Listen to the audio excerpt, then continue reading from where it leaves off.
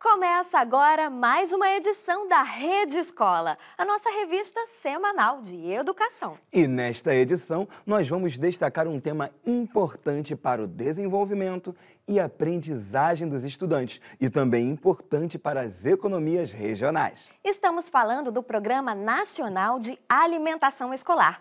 Veja então os nossos assuntos de hoje. É cada vez mais comum a presença de estudantes de escolas públicas nas principais universidades do país. A gente saiu dessa escola cansado de ouvir da UNB e agora a gente volta para falar da UNB. Ou seja, você sai da escola, mas essa escola não sai de você. O centro do Rio de Janeiro é cenário para uma aula de história a céu aberto. Quando a gente imaginar que Dom Pedro passou por essas ruas, né? Isso foi muito legal.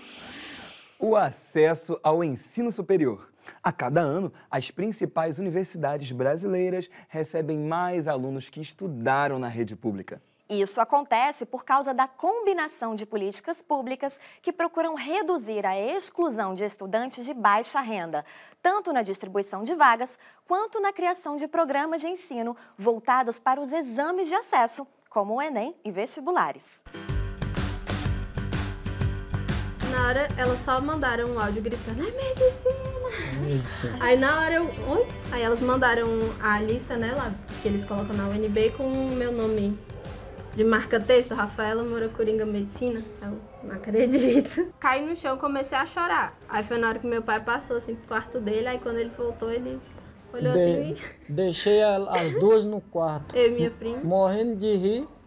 Quando voltei, tudo chorando. Aí eu levei um susto, ainda perguntei pra ela, o que é que foi, Rafaela? Porque a gente vê um choro desse jeito, já pensa coisa, já pensa pior, né? Entendeu? Aí, na maior alegria, me abraçou e, pai, passei em medicina. Aí eu falei, ô minha filha, aí você tá nesse choro todinho. Eu acordava UNB, dormia UNB. Na verdade, nunca ninguém precisou comprar nada de mim dos meus estudos, porque eu sempre fui objetiva no que eu queria e sou decidida no que eu quero. Então, eu não paro até eu conseguir. Esse é o meu lema. Antigamente, quando não tinha pais nem Enem, não tinha como nossos pais, né, entrar na universidade. Hoje em dia já é possível. Então, tipo, eu sou uma primeira da minha geração a passar na UNB. Então, isso é muito gratificante. Rafaela e Laís estudaram numa mesma escola. O Centro de Ensino Médio de Ceilândia aprovou mais de 50 alunos na Universidade de Brasília, uma das mais disputadas do país. A UNB realiza todos os anos o programa de avaliação seriada. Começa a avaliar o aluno desde o primeiro ano do ensino médio. A gente tem, já há um certo tempo, 50% das vagas da UNB voltada para os alunos das escolas públicas. Uma vez que há essa possibilidade, a nossa escola ela vem trabalhando há vários anos, né, motivando os alunos e principalmente tentando fazer com que eles participem. A gente tem vários projetos voltados para essa ação da universidade pública, vai crescendo neles essa vontade de participar. Então, quando você faz essas rodas de conversa, fala, gente, é possível, vocês podem estar lá, não é uma coisa de um sonho que está inalcançável, não. Então, a escola tem muito essa preocupação de estar fazendo essas ações de incentivo. Sempre voltado para essa questão que as cotas estão aí e são para eles.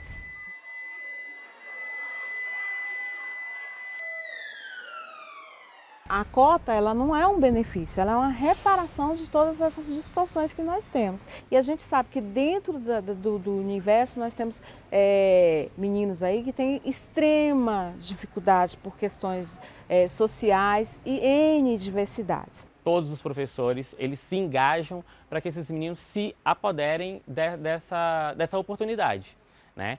O tempo inteiro a gente bate na tecla que a escola pública é de todos. O Centro de Ensino Médio 2 da Ceilândia é uma escola atípica. É honroso estar aqui nesse lugar. Ter saído daqui, ter estudado aqui. Verdade. Os professores maravilhosos. Gente, que professores no terceiro ano, principalmente, que era o último ano ali e você tinha aquilo de eu preciso disso. Eu quero isso. Alguém me guia aí, aqui, você foi guiada, eu fui guiada. Tipo, você não tinha um norte, eles te deram um norte, sabe? Esse grupo de professores é que faz a diferença nessa escola. A nossa escola é referência, não só em Ceilândia, mas referência no Distrito Federal. Nós estamos colhendo os frutos que nós plantamos antes. Nas aulas de artes, lembrando. Aulas de artes, sociologia, todas elas são voltadas às obras do Paes. As obras do Paes. É obra do Paes. Você entra, a UNB. Você sai, a UNB. A gente saiu dessa escola cansada de ouvir da UNB. E agora a gente volta para falar da UNB. Ou seja, você sai da escola, mas essa escola não sai de você. Vocês vão longe. E eu me sinto muito honrada de ser mãe de vocês. E tá aí junto com vocês. Agora a mãe vai para a pós. Com essa luta toda, eu vou voltar a estudar, vou fazer minha pós-graduação.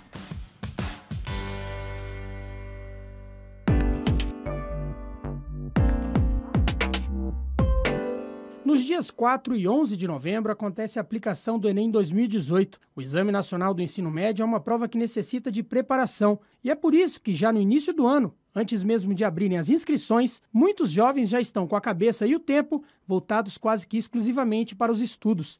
E é o caso da Patrícia, que quer medicina e já está mergulhada nos livros e na apostila. Eu tenho a aula de manhã, aí durante a tarde eu procuro estudar as matérias que eu tive durante a aula. A Thailise também está focada nos estudos para o Enem. Ela faz cursinho pela manhã e na hora que muita gente gosta de tirar aquele cochilo, ela aproveita para estudar um pouco mais. Estou estudando logo após o almoço, o horário de almoço.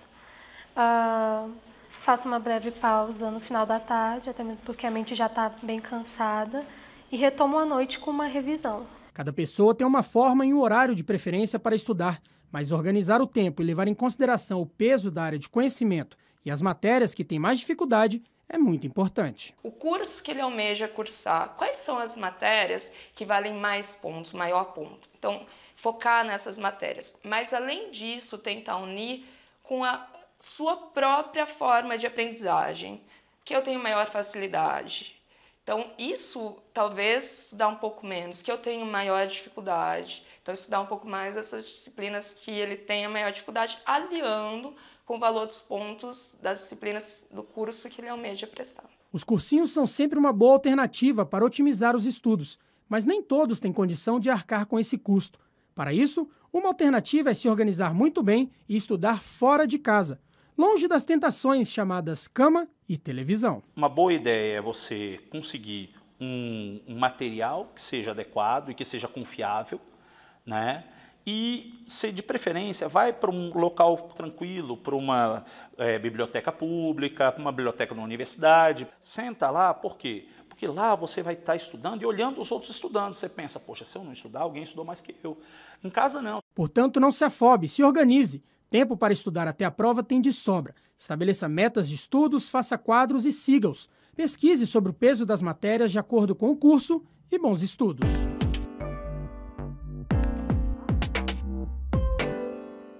Minha disciplina preferida, no caso, seria o meu técnico de esse ano, que passou agora, de mecânica nos solos. Eu curto bastante línguas estrangeiras, que na minha escola oferece o inglês. Ciências sociais, porque ela retrata mais um lado do Brasil e dessa história que nós temos. Talvez física. Eu não sou muito boa em exatos, mas eu faço engenharia civil no colégio. Mas eu acho que, apesar de eu não ser tão boa, eu me reconheço muito nessas matérias de exatas, de lógica e tudo mais. Eu gosto muito da sociologia na minha escola. Você sabia que o programa de alimentação escolar é a política pública de segurança alimentar mais antiga do país? Criado em 1955 com o nome Campanha de Merenda Escolar, hoje o programa atende a mais de 35 milhões de estudantes, veja só, do ensino básico. Clarissa, e ao longo desses anos todos, o programa vem sendo melhorado. E atualmente, por força da lei, 30% dos recursos da merenda escolar devem ser para a compra direta de alimentos da agricultura familiar. Então, além de alimentar os estudantes, a merenda escolar incentiva o desenvolvimento regional. Vamos ver.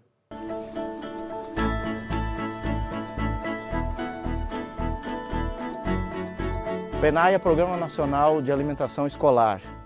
onde 30% dos recursos são destinados para a compra da agricultura familiar. A agricultura familiar hoje no Brasil ela é definida pela lei do PRONAF, né, que é o Programa Nacional da Agricultura Familiar, que tem uma lei que criteriza esse agricultor. Ou seja, todo aquele agricultor que está dentro da lei ele recebe um documento, que é a DAP, que é a Declaração de Aptidão ao PRONAF, que fala que todo aquele agricultor que tem renda familiar até 360 mil, todo aquele agricultor que utiliza a mão de obra da sua família e ele disponibiliza numa pequena propriedade a sua produção, esse é caracterizado como pequeno agricultor no Brasil.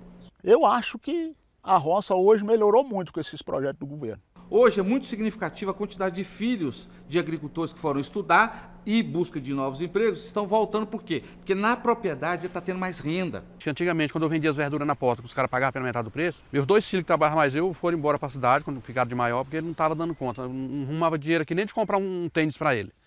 Aí foram trabalhar na cidade. Aí começaram a trabalhar na cidade, quando surgiu esse PENAI, que ele viu as verduras que nós estávamos vendendo, o preço e a quantidade, aí eles voltaram. Já está com 12 anos mais eu aqui, é daqui para produzir mais, não quer ir para a cidade mais não. O produtor vendendo para o PENAI tem uma garantia de preço estável o ano inteiro, né? Então isso gera uma renda a mais para o produtor. Está chegando tanto na ponta inicial, que é o produtor, como na ponta final, que é o consumidor, que são os alunos da escola.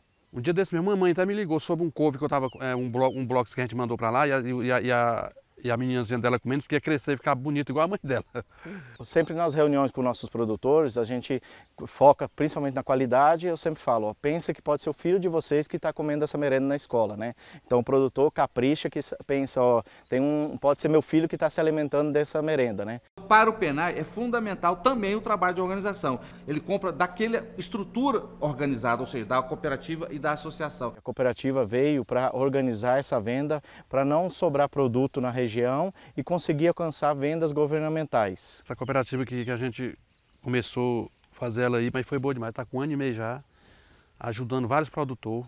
Todo mundo está contente com essa cooperativa. Hoje a agricultura familiar tem esperança. O produtor está conseguindo renda para deixar na propriedade, isso investindo melhor na qualidade de vida do produtor. Ele reforma uma casa, melhora um galpão, compra um maquinário, tudo para otimizar mais a produção dele. O PENAI na nossa vida, para nós, foi a coisa melhor que teve até agora, por causa que nós não comprávamos nem uma bicicleta, não tinha dinheiro para comprar nem uma bicicleta. Hoje a gente conseguiu, a mesma prestação, mas conseguiu comprar o caminhão, nós mesmos carrega nossas verduras, faz as entregas com o nosso caminhão, a logística com o nosso caminhão. O FNDE tem conseguido ótimos resultados em termos de números de aquisição, né, os percentuais, que é atingir o 30%. Eu acho que em breve o Brasil não vai estar só comprando 30% da agricultura familiar, nós vamos estar comprando bem mais. Se eu boto 10 milhões no PENAI, lá na roça, ele movimenta na região 30 milhões. Isso é muito significativo para o desenvolvimento do país. A agricultura familiar para nós é tudo, né? Nós é a agricultura familiar mesmo.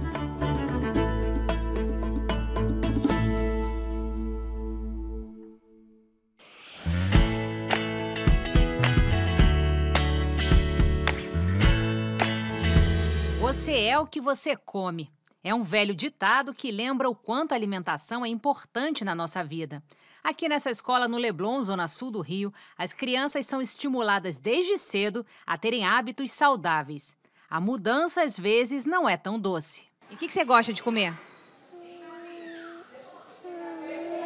Doce. Doce? Você gosta de comer doce? Comida não. Quando eles não querem comer, eles ficam olhando o colega. Muitos não dizem que não querem, mas quando vê o colega comendo, gostando, aí eles começam a pedir também. O que a gente recomenda aqui aos pais é para evitar botar aquele lanche com muito açúcar, com muita gordura, que é para eles aprenderem a desenvolverem um paladar, né, mais voltado para o saudável. Uma lei federal de 2009 determina que 30% do valor repassado pelo Programa Nacional de Alimentação seja investido na compra direto de produtos da agricultura familiar. Além de estimular o desenvolvimento sustentável e a economia local, essa lei contribui na alimentação dos alunos para que eles não engrossem as estatísticas brasileiras, que são alarmantes. Nos últimos 40 anos, o número de crianças e jovens obesos no país aumentou 10 vezes. Todo dia é um tipo de comida, né?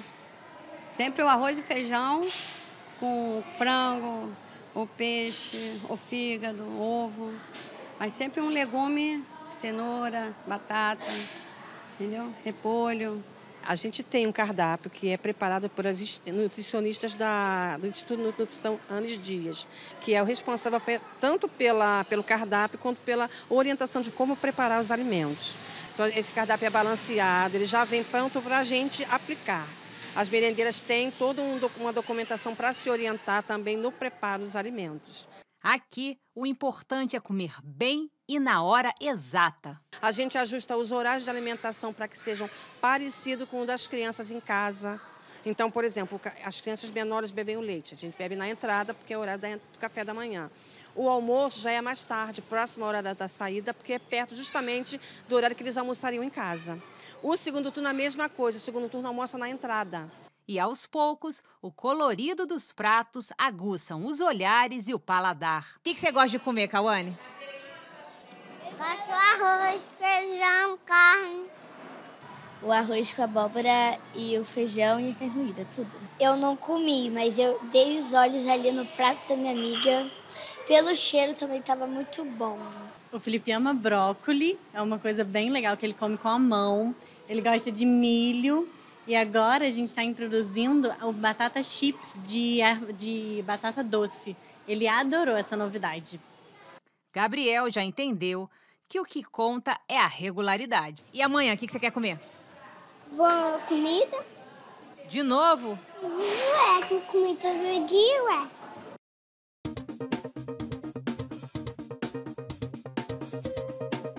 A Coordenação de Aperfeiçoamento de Nível Superior, CAPES, abriu chamada pública para o programa Talentos para a Inovação, a fim de receber propostas para capacitação e inserção de profissionais especializados em projetos de pesquisa, desenvolvimento e inovação.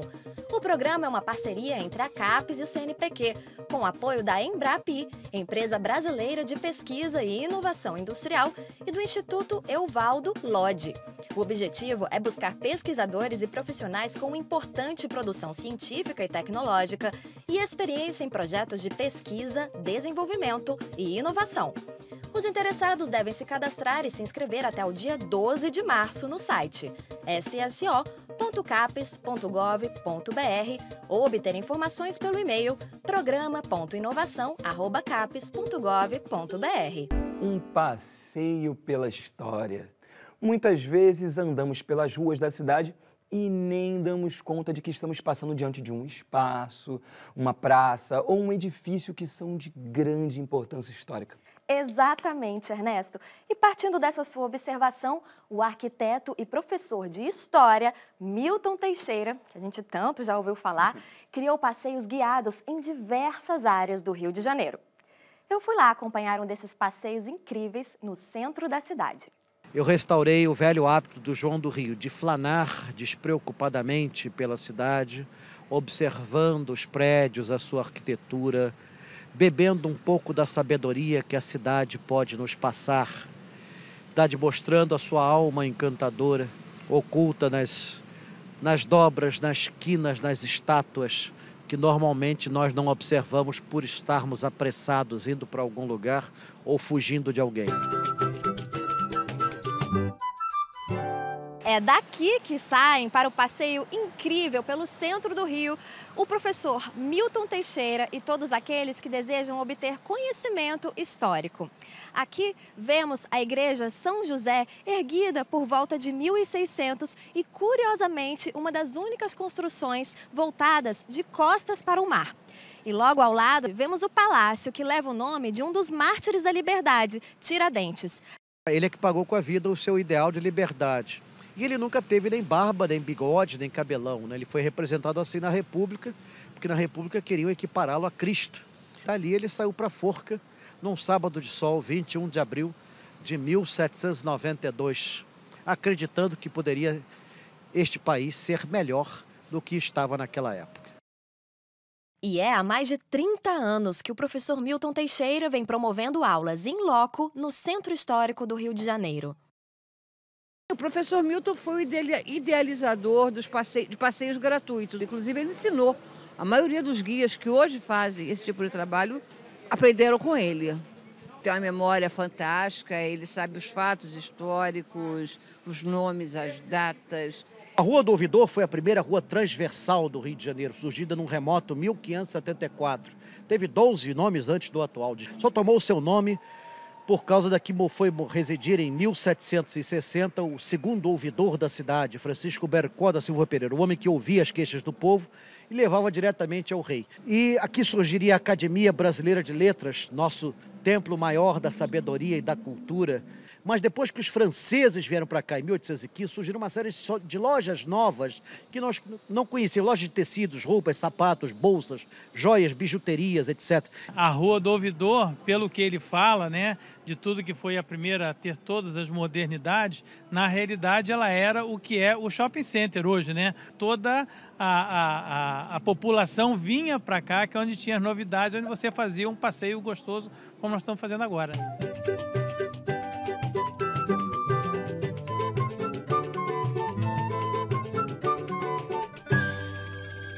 Tem coisas que eu nunca vi. E assim, eu também não sou de andar pelo Rio, eu não sabia dessas histórias. Toda a gente imaginar que Dom Pedro passou por essas ruas, né? Isso foi muito legal saber essas histórias. Sou carioca, moro aqui há 58 anos e eu não conhecia essa parte do Rio, nem os detalhes de prédios, do passado da cidade. Achei muito interessante porque ele trata de história com muita irreverência e humor. E depois deste passeio-aula, fica impossível enxergar a cidade com o mesmo olhar.